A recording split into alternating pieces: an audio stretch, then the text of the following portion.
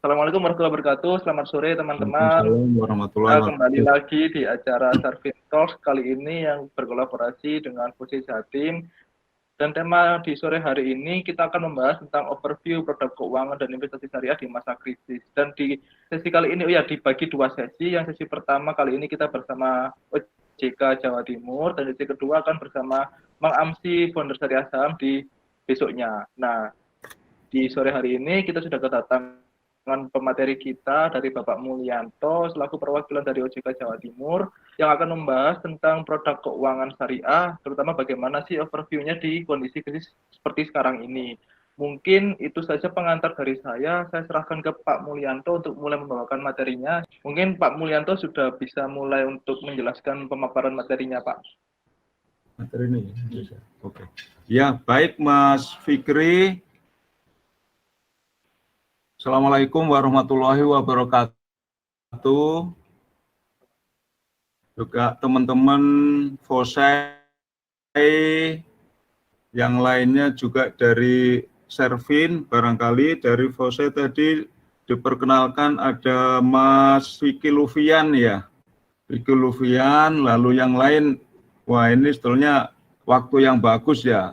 Silaturahimnya dalam suasana PSBB. Ya, physical distancing harus kita taati protokol krisisnya. Moga-moga ini silaturahim kita di bulan Ramadan ini barokah dan bisa kita dapatkan spirit ini Ramadan kali ini sama-sama pengalaman pertama bagi saya dan sampean semua, panjenengan semua. Ya, kalau saya ini kan sudah pendatang di ini generasi milenial. Kolonial udah. Nah, ini itu pengalaman bersama COVID ini sama-sama pengalaman baru kita. Pengalaman baru kita dan ini menjadi suatu pembelajaran bagi kita semua bahwa sabar itu tidak ada batasnya ya.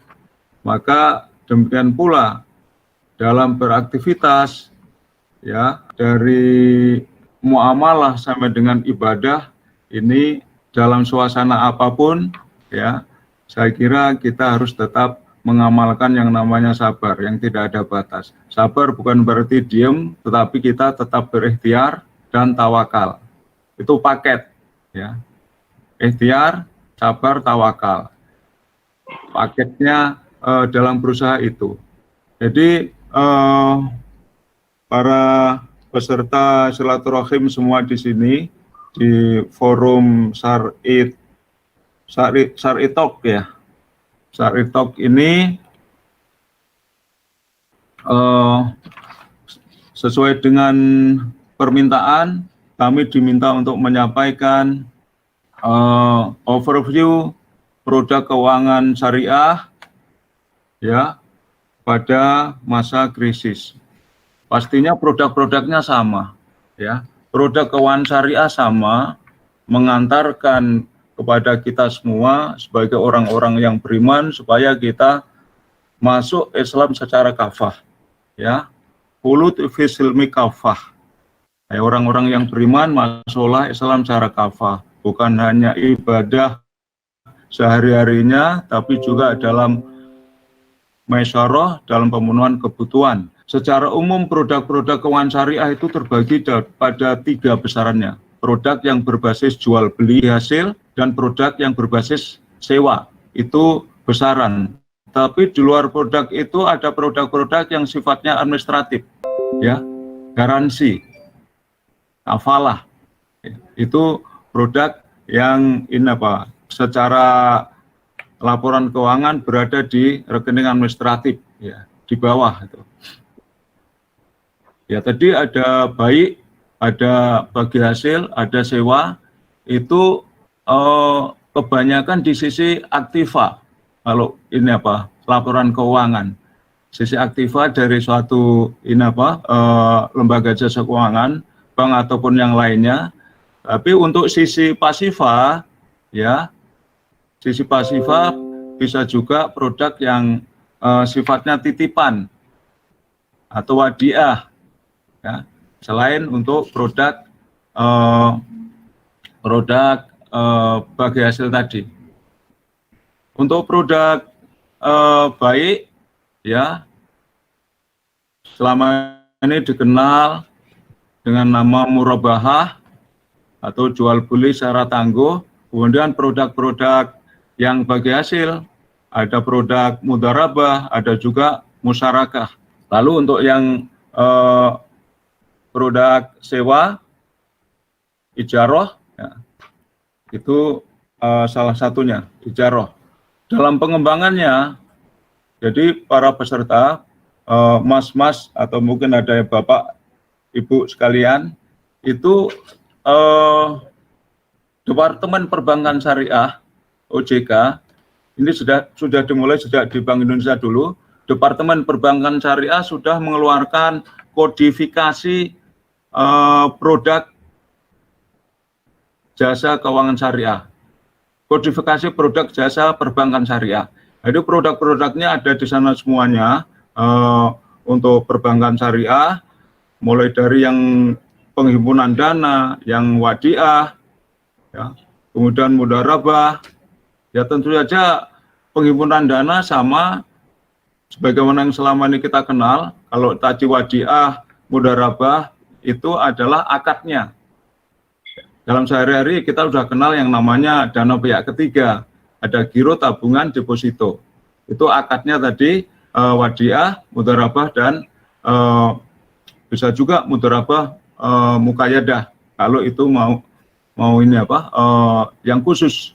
Kemudian dari sisi penyaluran dana, sisi investasi bagi bank syariah, nah, itu ada mulai dari ini apa, jual beli yang sifatnya apa, murabahah, ada juga yang mudharabah bagi hasil yang sepenuhnya dananya berasal dari Sohibul Mal, dari bank atau LJK lain, ataupun musyarakah. Jadi berbagi, ada pembagian porsi kepesertaan untuk antara Sohibul Mal, antara bank dengan pihak pengusaha, ya, syariknya. Jadi bank bisa sebagai syarik, pengusaha juga bisa sebagai syarik. Lain halnya dengan mudharabah, itu sepenuhnya dananya berasal dari Sohibul Mal. Pada prinsipnya produk-produk itu didesain untuk bisa melayani semua kebutuhan masyarakat, mulai dari apa, masa belajar, ya, ketika masih pelajar, mahasiswa, kemudian menjelang pranikah, ataupun sudah menjadi pasangan pengantin baru, menjadi menikah, punya anak, sudah berkeluarga, ataupun kemudian sudah digariskan, difatwakan oleh Dewan Syariah Nasional. Dan dalam pelaksanaannya, semua lembaga jasa keuangan syariah itu dikawal oleh DPS, Dewan Pengawas Syariah, pada masing-masing LJK. Pada bank, bisa bank umum, bisa bank pembiayaan rakyat syariah, ataupun pada lembaga jasa keuangan yang lain, bisa Pegadaian, bisa juga yang perusahaan pembiayaan syariah. Masing-masing dikawal oleh DPS dan mengacu sepenuhnya pada fatwa daripada Dewan Syariah Nasional. Mas-mas dan Mbak, atau juga Bapak, Ibu yang sama-sama hadir di sini, ini kalau apa, handout yang kami sampaikan kepada Bapak, adik-adik mahasiswa ini adalah sebagai pengantar untuk diskusi saja. Ya, sebagai pengantar, kami menyiapkannya juga dalam waktu singkat. Tapi intinya tadi produk-produk itu bisa dilihat pada kodifikasi produk perbankan syariah. Dan kodifikasi produk perbankan syariah ini bisa jadi pada satu bank ini baru. Sebenarnya itu sudah ada di kodifikasi, tapi kalau bagi bank itu baru, maka dalam pelaksanaannya OJK sebagai pihak yang mengatur dan mengawasi, melalui pengawasan meminta pada lembaga jasa keuangan tadi untuk melakukan presentasi kesiapan kebijakan dan kesiapan SOP.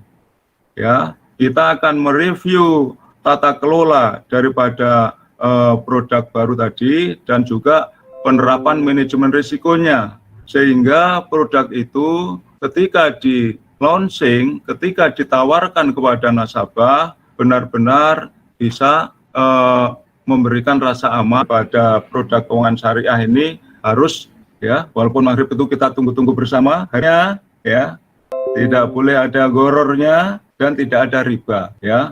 Anti maghrib apa produk keuangan syariah itu, tapi kita menunggu maghrib, dan juga tidak boleh dolim ya. Anti maghrib, maisir, goror, riba, dan tidak boleh dolim, tidak boleh merusak lingkungan ya.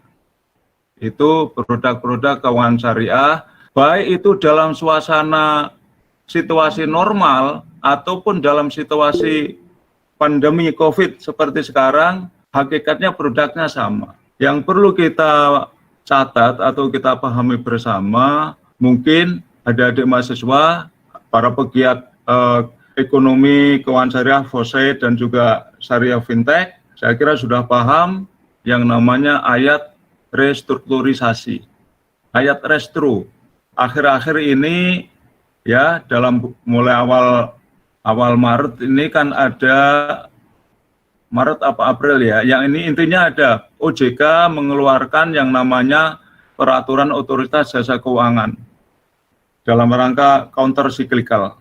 Jadi menghadapi situasi pandemi COVID ini, OJK mengeluarkan POJK yang sifatnya untuk memberikan relaksasi ya bagi lembaga jasa keuangan dalam pengelolaan investasinya. Ya. Mulai dari POJK 11 bagi perbankan maupun POJK 14 bagi perusahaan lembaga jasa keuangan non-bank. Ini kalau dalam produk keuangan syariah ada yang namanya acuannya di ayat restru, relaksasi ini. Ayat restru ini yang kita mahfum kurang lebihnya maknanya, mahfumnya itu jika kalian berpiutang, maka berikanlah tangguh kepada pihak yang berhutang. Dan apabila kalian mensedekahkan kepada yang berhutang, itu lebih baik. Itu kan kalau piutang interfriend, antar teman, antara saya dengan Mas Fikri misalnya. Mas Fikri menghutangi saya, Mas saya terdampak COVID, Mas Fikri relakan saja. Mas Fikri rela, ya boleh. Tapi kalau ini kita bicara lembaga kan nggak bisa sesimpel itu. Karena lembaga jasa keuangan ini juga sekaligus bertindak sebagai mudorib, ya, sebagai penerima dana dari masyarakat luas dalam bentuk simpanan masyarakat tadi. Simpanan masyarakat berupa tabungan, giro, dan deposito yang disalurkan kepada masyarakat sifat spesifik lainnya.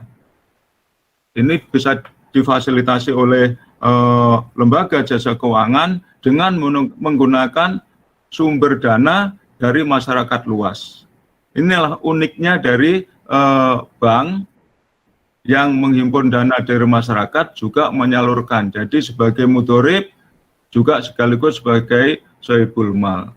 Jadi pada masa pandemi COVID ini, investasi yang dilakukan oleh lembaga jasa keuangan, perbankan ataupun non-perbankan bisa didekati dengan ayat restru tadi, ya. Apabila kemampuan dari nasabah ini semula memberikan servis, memberikan angsuran kepada lembaga jasa keuangan misalnya 10 juta, tetapi karena arus kasnya, cash inflow-nya berkurang, ya, maka nasabah debitur bisa datang kepada lembaga jasa keuangan untuk membicarakan bahwa kemampuannya turun sehingga perlu dilakukan rescheduling, penjadwalan ulang, atau reconditioning.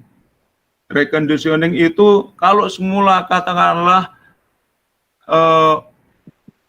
nisbah bagi hasilnya atau marginnya yang disepakati setara dengan 10% misalnya yang menjadi tanggung jawab dari debitur, ternyata yang setara 10% tadi untuk marginnya dirasakan tidak sesuai dengan cash inflow, bisa lebih rendah, sesuai dengan cash flow.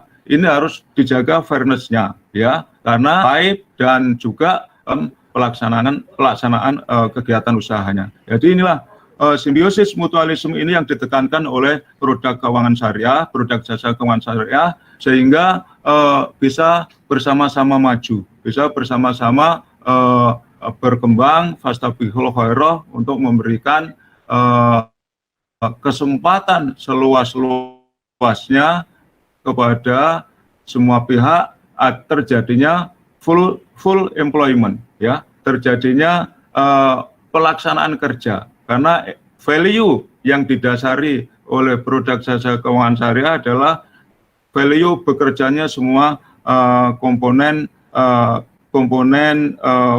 produksi, terutama tenaga kerja. Tenaga kerja jangan sampai ada yang menganggur, makanya di dalam value syariah, Islamic value itu, kalau kita punya modal, gambarannya punya lahan, jangan sampai lahan itu nganggur.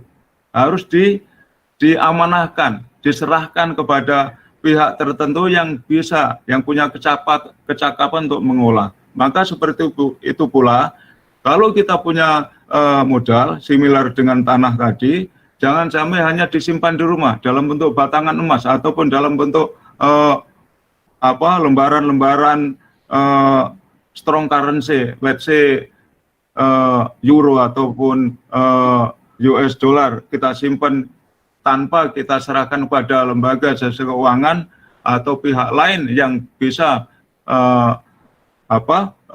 mengoptimalkan daripada padanan luasan tanah tadi. Jadi modal itu harus bekerja, bisa memberikan kesempatan para pihak yang memiliki keahlian untuk mengoptimalkan sumber dayanya, sehingga terjadi produktivitas. Jadi Islam itu mengajarkan kerja, bukan hanya mengharapkan belas kasih dari pihak-pihak lain. Banyak contoh sahabat, misalnya Sayyidina Umar menegur sahabat yang lain yang banyak duduk diam di masjid, ya, mengharapkan adanya donasi sedekah dari pihak lain. Walaupun banyak berdoa, banyak bersujud di masjid, ya, tentu kewajiban untuk bekerja itu tidak hilang, tetap ada kewajiban itu. Walaupun mungkin hanya bersih-bersih masjid, ya, bukan hanya bersih-bersih masjid, itu juga satu pekerjaan, memberikan kenyamanan pada para jamaah masjid dalam beribadah, sehingga mereka yang melakukan itu juga punya hak untuk mendapatkan imbalan prestasi. Nah, ini semuanya bisa dimusyawarahkan sehingga tidak terjadi yang satu membebani yang lain, ya. Jadi value seperti itu mendasari bekerjanya produk jasa keuangan syariah. Dan ketika dalam situasi sulit, maka ada kanal, ada cara yang namanya ayat restru tadi. Jadi selain tadi rescheduling, penjadwalan, bisa juga reconditioning, penyesuaian semacam pricing harganya, dan juga bisa juga restructuring. Restructuring itu selain rescheduling, reconditioning juga bisa juga ditambahkan fasilitas pembiayaannya.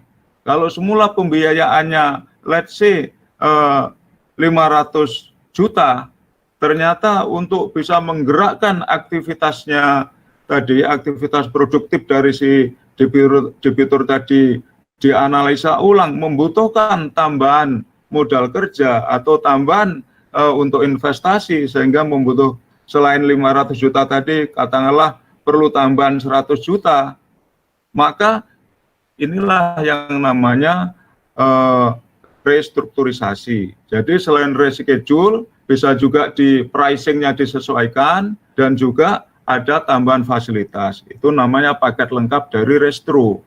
Ini semua harus dilakukan secara bertanggung jawab oleh account officer, ya. Account officer tidak boleh hanya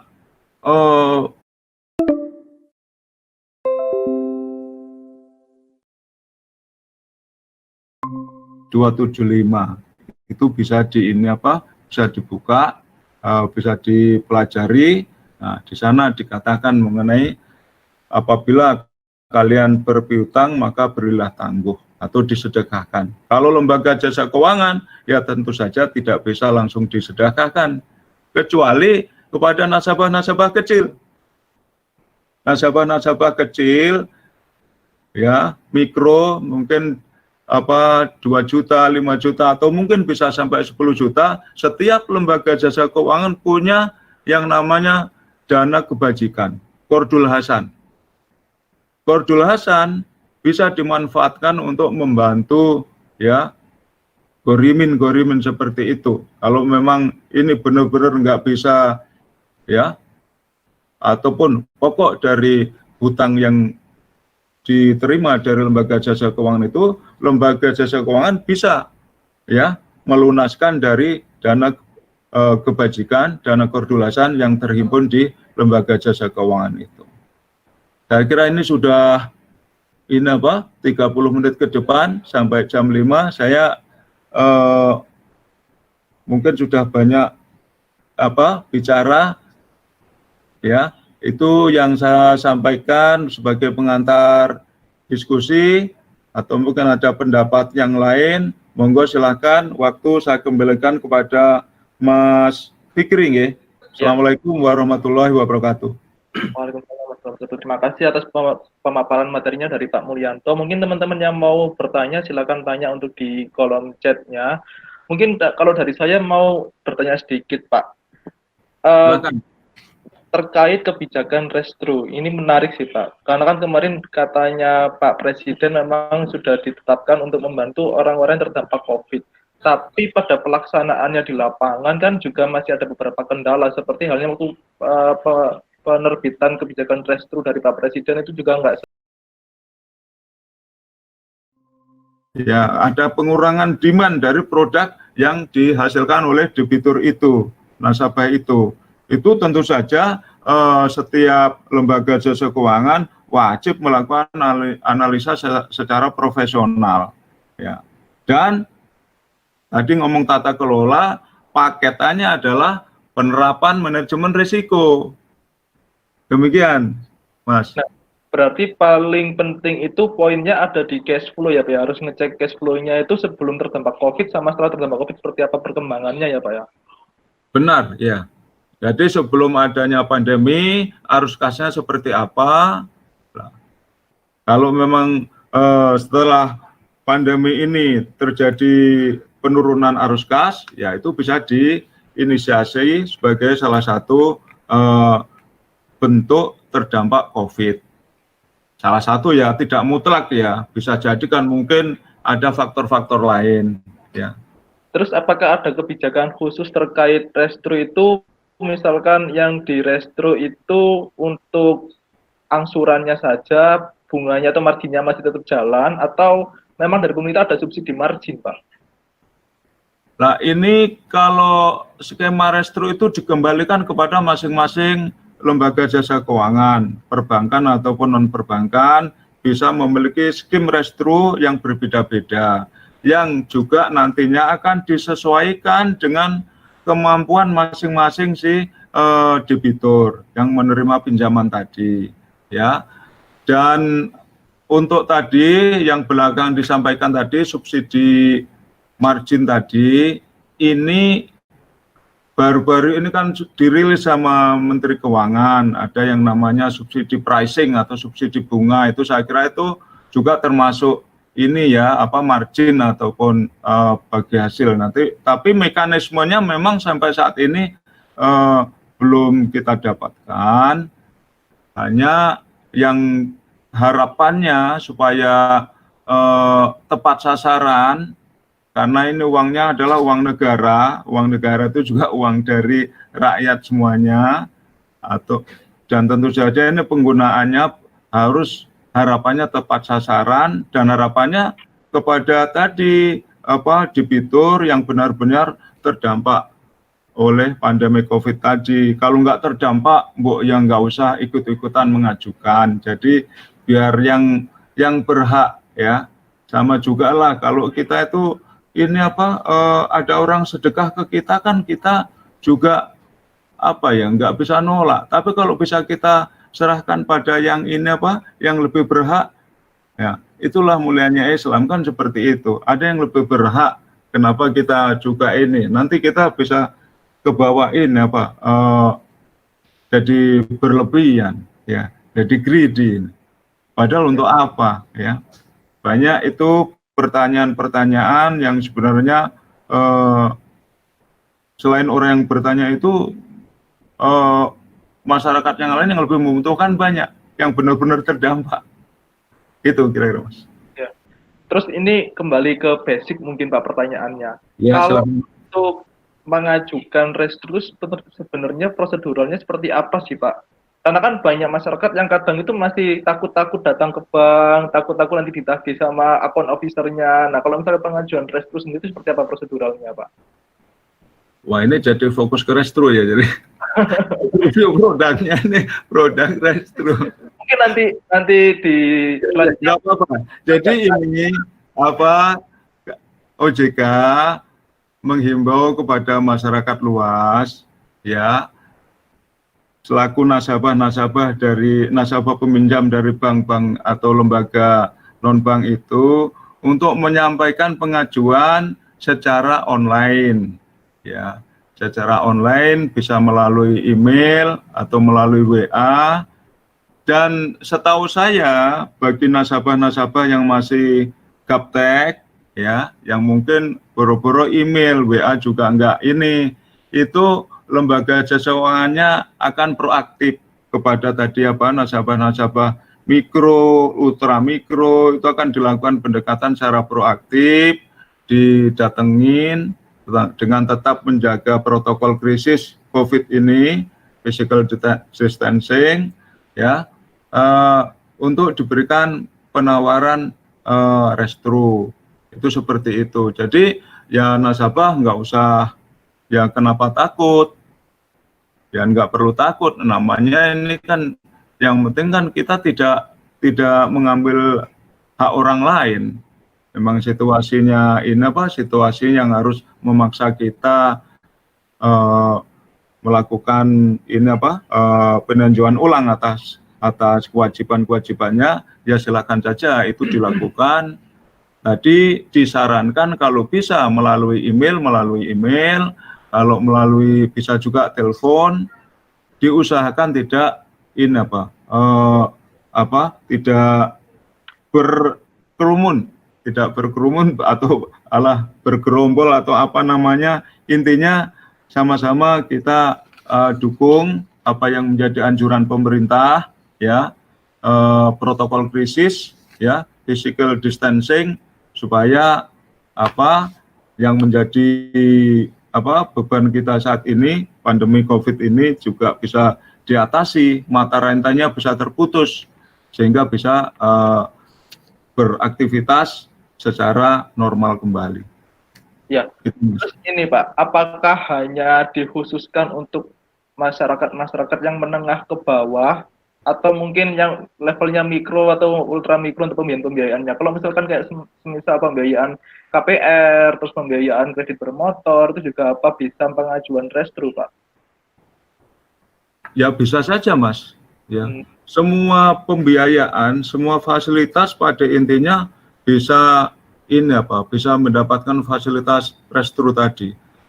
KPR itu kan ya kredit ya, atau pembiayaan udah terlanjur nama KPR enak ya di ini ya, kayak kredit card ya, pokoknya kalau syariah katanya pembiayaan ya, atau MMQ ya, pemilikan rumah, hunian ini kan bukan monopoli orang tertentu, itu kan kebutuhan dasar, basic need yang semua orang butuh punya rumah, ya, dan orang yang punya cash untuk langsung membeli rumah secara kontan, ya tunai lunas sekaligus, kan tidak semuanya. Sehingga yang dimiliki hanya sebesar DP. Ya tentu saja orang-orang yang tadinya sudah punya arus kas untuk membayar KPR tadi, ternyata usahanya terdampak pandemi, ya bisa saja peluang untuk mengajukan restro itu tetap ada. Apakah juga bisa berdampak ke produk tabungan, Pak, produk funding? Karena kan restru kan berarti istilahnya kayak membuat lamanya waktu pembiayaan. Ya. Kalau produk funding maksudnya gimana? Kan nggak ada restru itu untuk. Iya, maksudnya kayak ini, Pak, apakah bagi hasilnya itu juga terpengaruh dan lain sebagainya? Nah, ini uniknya perbankan syariah itu seperti itu. Jadi, perbankan syariah itu sangat berbeda dengan perbankan yang lama, yang konvensional. Basisnya adalah dari sisi aktiva. Makanya namanya ada distribusi bagi hasil. Nah, kalau ada pandemi ini, ya, kegiatan usaha surut, maka hasil yang didapatkan tentu saja tidak sebesar ketika situasinya normal. Maka ya para penyimpan dana mudorib sohibul mal yang mempercayakan dananya di lembaga jasa keuangan syariah, investor, ya tentu saja dia akan mendapatkan haknya sesuai dengan porsi bagi hasil yang disepakati. Ya, tetap dapat berapa porsinya misalnya untuk untuk pemegang deposito. Katakanlah 50% dari dari yang didistribusikan. Ternyata yang didistribusikan dari hasil investasi LJK syariah tadi, ternyata setelah pandemi COVID mengalami penurunan. Ya rasanya nggak mungkin kalau LJK itu hanya membiayai apa yang lagi booming sekarang. Kalau ini lagi Pak COVID gini. Telekomunikasi. Iya mungkin seperti itu sih Pak. Ya. Kan nggak mungkin ini LJK itu hanya membiayai telekomunikasi semua. Ini portfolionya hanya telekomunikasi, sehingga justru ketika pandemi ini bagi hasil yang diserahkan kepada penabung atau deposito tadi yang berakad mudharabah bisa jadi lebih besar, kan nggak mungkin. Itu ya. Hanya portfolionya hanya di kesehatan, katakanlah kesehatan yang bikin hand sanitizer atau masker atau sama yang itu telekomunikasi, ini kan nggak mungkin. Pasti portfolionya ada diversifikasi. Karena karena itu bagian dari prinsip manajemen risiko adalah tidak melakukan investasi pada sektor tertentu sehingga terekspos concentration risk, ya. Ini makanya dalam lembaga jasa keuangan syariah itu ya tentu saja porsinya tetap 50% bagi hasilnya, tapi besarannya nominalnya tentu saja akan tidak sebesar ketika sebelum terjadi pandemi COVID.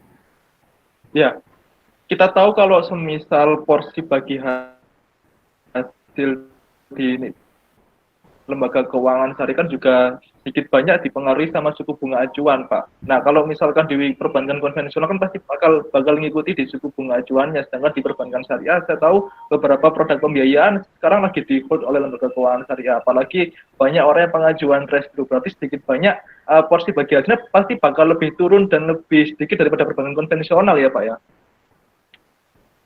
Ya, bisa jadi seperti itu, tapi semuanya lembaga jasa keuangan konven pun kan juga harus berhitung. Kalau dia mau asal menarik terus pasang pricing pricing yang tinggi, ya, kan dia juga harus mengelola keuangan juga, harus menerapkan aset liability management. Ya. Seberapa besar dia akan memasang bunga tinggi, ya, sebutlah bunga gitu ya. Pricing bunga tinggi di atas, ya, di atas tadi apa yang bagi hasilnya bank-bank syariah, tetapi seberapa besar juga bisa mendapatkan pendapatan bunga dari debitur-debiturnya. Ya. Memang ini suasana persaingan itu akan selalu terjadi, akan ada, ya, perbankan syariah pun juga akan melihat itu, ya, caranya bagaimana, ya, tentu saja ini para direksinya itu yang ahli, yang pinter-pinter, ya, mengelola itu, berapa nisbah bagi hasil yang lebih pas untuk nasabah saat ini. Masing-masing nasabah didekati sesuai dengan karakternya. Ada nasabah yang sudah lillahi ta'ala, ya udah, memang sekarang lagi suasana seperti ini, nggak fair dong kalau saya misalnya mengharapkan bagi hasil tetap sama kayak sebelum COVID, ya. Misalnya biasanya dapat 10 juta sebulan, saya tetap maunya dapat 10 juta. Nah, itu namanya nggak fair. Ya, dia takutnya, ya, tapi kan nggak semua pemilik modal itu bisa seperti itu. Ya. Ada juga yang mikirnya yang penting dapat pricing tinggi, 10 juta kalau bisa, kalau jadi yang konven nawarin, dengan ini pokok yang sama bisa dapat lebih dari 10 juta, ya. Ya. Jadi di bank syariah itu acuannya kalau bicara bagi hasil tadi, yang penting itu real. Ini saya dibisikin sama Mbak Cica, ya. Kan kita ini kalau ngomong perbankan, ya, ada yang namanya yang nemenin perbankan itu LPS. Ya. Tahu ya LPS, ya? Lembaga Penjamin Simpanan. Ya, kalau bank konvensional disebutkan tingkat bunga yang dijamin, ya, selain besaran 2 miliar, ya, semuanya dijamin sampai sebesar 2 miliar, ya, akumulatif, ya, tiap orang. Mas Fikri punya simpanan sampai 2 miliar, ada terbagi 4 deposito, ya, sama tabungan, total 2 miliar, itu dijamin. Asalkan pricingnya tidak melebihi suku bunga penjaminan. Itu kalau konven. Kalau yang di syariah seperti apa? Itu dijamin asalkan bagi hasilnya adalah bagi hasil real. Tidak ada tingkat rate tertentu, nggak ada penetapan dari LPS. Batasannya ada real. Ya. Itu kalau kita bicara sudah terlalu jauh, misalnya kalau terjadi kondisi LJK-nya memburuk misalnya. Ya. Gitu. Ya, jadi tadi yang kita bahas kan seputar perbankan syariah nih, Pak. Kalau misalkan industri asuransi syariah, Pak, kayak gimana perkembangannya di era krisis seperti ini, Pak, di era COVID ini? Apakah justru malah banyak nasabah-nasabahnya yang mungkin mau jadi klien atau malah pengajuan klaim? Nah, ini kalau pengajuan klaim itu kan by default, ya. Artinya asuransi kan ada asuransi umum, ada asuransi jiwa. Lalu selain asuransi itu yang perlu dipahami juga ada yang namanya penjaminan, perusahaan penjaminan. Bedanya apa? Kalau penjaminan itu kita punya yang namanya Jamkrindo, ada juga Jamkrida. Itu yang dijamin adalah bisnisnya. Kalau bisnisnya bermasalah, ya, itu akan diberikan cover. Ya, tentu saja ada ada kriterianya, persyaratannya, kondisinya yang harus dipenuhi itu ini. Contoh gini gampangnya, ada yang namanya untuk nasabah-nasabah mikro itu AUTP, asuransi ternak sapi, ya. Ada asuransi ini apa udang juga ada juga AUTP itu asuransi apa padi, kalau sapi tadi AUTS ya. Itu ini apa apabila dalam pengelolaan apa penanaman padi tadi ternyata terkena hama, maka bisa di cover oleh perusahaan penjaminan tadi ya. Tetapi selain asuransi apa jaminan tadi, Jamkrindo tadi memberikan jaminan atas bisnisnya. Kalau sapi tadi misalnya sapinya tercuri atau mungkin juga mengalami ini keracunan sehingga mati dan sebagainya gitu ya, bisa juga diajukan klaim walaupun peternaknya tidak meninggal. Makanya ada juga yang namanya asuransi jiwa untuk si debiturnya. Jadi selain bisnisnya didampingi juga ada asuransi jiwanya. Itu seperti itu untuk asuransi. Dalam situasi saat ini semuanya sejauh yang saya tahu masih berjalan normal, tidak ada yang terus pada mengajukan bisnis saya bermasalah lalu Jamkrindo atau Jamkrida atau Askrindo itu yang menjamin bisnisnya tadi banyak mendapatkan klaim dari bisnis-bisnis yang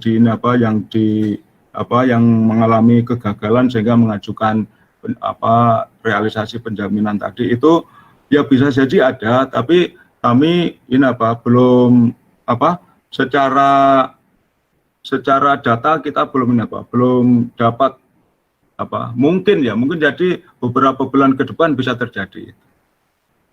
Kalau terkait industri di pasar modal, Pak, apakah ada regulasi khusus dari OJK untuk mengatur transaksi yang terjadi di pasar modal? Karena kemarin kan beberapa sempat jebol, terus OJK dan Bursa Efek juga kerjasama untuk mengatur ARB-nya itu. Nah, kalau sekarang di kondisi yang sekarang, apakah ada regulasi-regulasi khusus, Pak, terkait pengaturan pasar modal? ARB itu apa? Batas bawahnya itu loh, Pak, auto reject batas bawah. Kalau misalkan iya.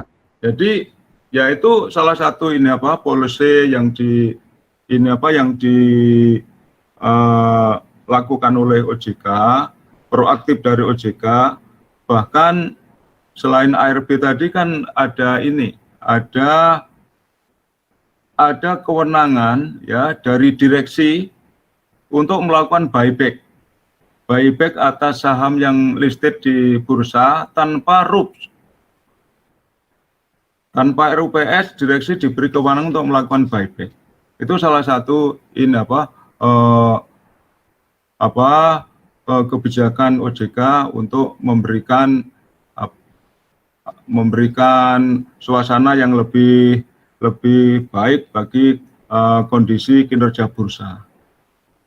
Berarti sampai sekarang masih belum ada regulasi-regulasi selain yang buyback tanpa RUPS, juga ARB ya, Pak? Masih belum ada regulasi-regulasi tambahan ya, Pak? Setahu saya itu, ya. Masih tapi nanti kalau ada lagi kami update ke jenengan deh. Yang terpatok pada gambaran imbal hasil kinerja investasi asuransi. Loh, kenapa asuransi dipandang jelek? Saya cerita pengalaman saya nih. Kemarin ya, saya karena capek ya, saya nyetir, jalanan turun, tapi posisi mobil saya netral, saya nggak injak rem. Tapi karena rapet masuk ke checkpoint COVID, akhirnya mobil saya nyunduk mobil depannya. Saya pasang asuransi sejak saya beli bulan Agustus. Ya, berarti belum setahun ini nyunduk mobil depan saya.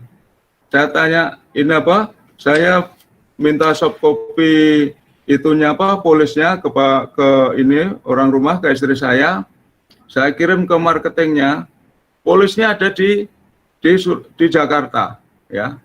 Saya minta ini apa marketing yang di sini, Mas bisa bantu ini apa? Saya nyunduk ini, suruh cerita kejadiannya gimana? Ya saya cerita. Terus gimana Mas ini?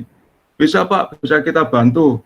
Caranya ini untuk pihak ketiga, artinya pihak yang bukan mobil saya, itu Bapak bisa dapat sekian untuk ini apa? Untuk plafon pembiayaan dari ini apa kejadian itu. Dan untuk ini apa untuk mobil saya sendiri, saya biasanya yang beban sendiri itu 300.000 gitu. Jadi kenapa asuransi dipandang jelek? Kita itu tidak tahu persis apa yang akan terjadi besok. Ya. Bahkan tadi saya masih berpikir yang menjadi host itu ketika belum Vicon adalah Mas Vicky. Ya. Ternyata Mas Fikri. Ya. Nah, ini kan kita nggak tahu persis. Dan juga nggak tahu persis kalau ternyata Viconnya yang nanya hanya Mas Fikri. Nah, seperti ini bukan berarti apa ya, lalu asuransi itu boleh dipandang jelek. Kenapa? Wa ta'awanu 'alal birri wat taqwa. Ya. Dan tolong menolong dalam kebaikan dan takwa. Ya.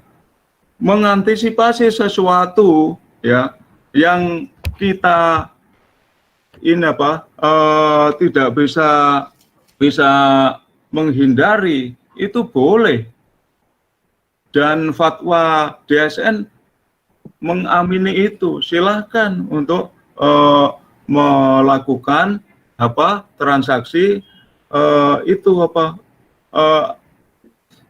ta'awun. Ya. Kenapa asuransi harus dipandang jelek? Ya memang kita harus cerdas. Inilah namanya literasi. Literasi ini memang masih menjadi masalah, ya.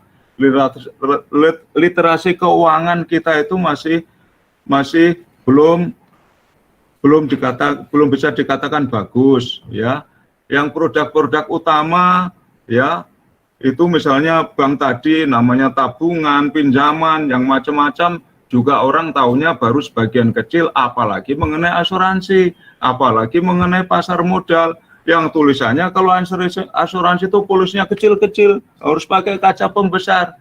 Maka kita wajibkan pada semua lembaga jasa keuangan, kalau menawarkan produk, sampaikan kepada nasabah, calon nasabah, mengenai manfaat dan risikonya.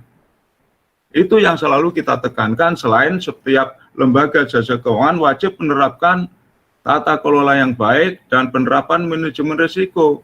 Wajib menginformasikan kepada nasabah, kepada calon nasabah itu bukan hanya ini nanti akan mendapat imbalan sekian, akan dapat benefit ini, akan mendapatkan manfaat ini, tapi juga ada risikonya. Itu harus disampaikan. Demikian. Ini Pak, terakhir Pak, pertanyaan terakhir dari bagaimana sih Pak cara membangun literasi tentang asuransi di masyarakat desa? Mungkin nggak cuma asuransi, literasi keuangan syariah, langkah-langkah yang selama ini OJK lakukan dan akan dilakukan seperti apa Pak? Terutama ini kita sudah kolaborasi dengan para stakeholder. Ini saya di sini udah dari tahun 2018 bulan Desember, udah 1,5 tahun. Waktu itu saya datang ke sini ternyata sudah ada yang namanya buku kumpulan bisnis, ya, kumpulan khutbah bisnis dan keuangan syariah. Satu buku itu judulnya nggak ada nih, saya kebetulan di sini ya. Ada 52 judul yang bisa disampaikan oleh para khatib ketika Jumat, ya. Moga-moga nanti kita bisa Jumatan lagi dengan seperti biasa, sehingga selama 1 tahun itu satu buku itu bisa disampaikan oleh khatib untuk para jamaah, ya, mengenai produk jasa keuangan syariah. Itu untuk bapak-bapaknya. Itu namanya buku kumpulan khutbah bisnis dan keuangan syariah. Kami sudah beberapa kali melakukan diseminasi ke beberapa kabupaten kota, termasuk ke daerah sana Pacitan. Juga kita kirim buku-buku soft copy-nya itu ke teman-teman kantor regional lain. Jadi buku tadi OJK kantor regional 4 kolaborasi dengan MUI, dengan akademisi dari UNER, dari UNESA, dan juga yang lainnya, Forum Dai juga, pegiat ekonomi syariah yang lain. Kita